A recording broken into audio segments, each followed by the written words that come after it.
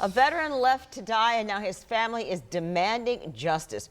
Two people arrested in Clay County, accused of impersonating medical professionals and failing to provide critical care to a Fleming Island veteran. Riley Phillips joins us now. And Riley, what does this family want to see happen at this point with this case? Yes, Jeannie, the Moody family believes their loved one, U.S. Marine veteran Kensworth Moody, would still be alive today if it was not for the lack of care he received by Julian Williams. And they want to see harsher charges brought against him and the company that hired him in the first place. Once it aired on the news, it's almost as if the case just started.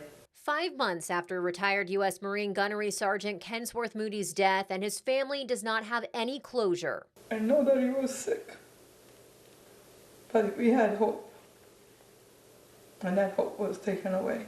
Moody required around-the-clock care at his Fleming Island home. His wife Sandra and daughter Kendra say the man hired to provide Moody's care falsely identified himself as a nurse, and a 60-page report by the Florida Agency for Healthcare Administration revealed home surveillance footage captured the man failing to act when Moody showed signs of respiratory distress. He didn't die in his sleep. He was awake, and he was calling for help.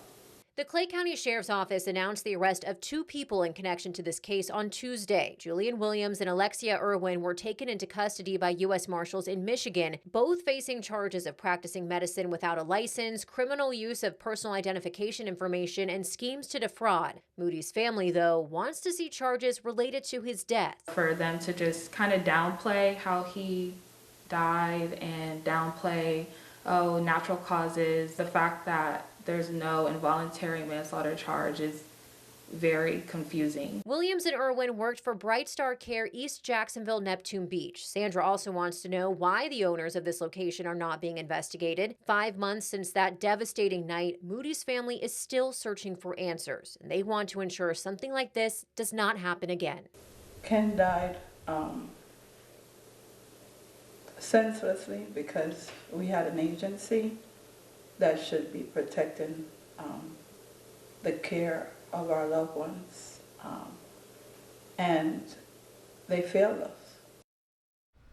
The Bright Star office the Moody family used as a franchise of a larger company. The office is in Jacksonville, but the Jacksonville Sheriff's Office confirmed they are not actively investigating the company. JSO did tell us the Department of Veterans Affairs Office of Inspector General is looking into this incident. I am still waiting to hear back from the VA. I also asked the Clay County Sheriff's Office why there were no charges related to Moody's death or the involuntary manslaughter charge the family was hoping for.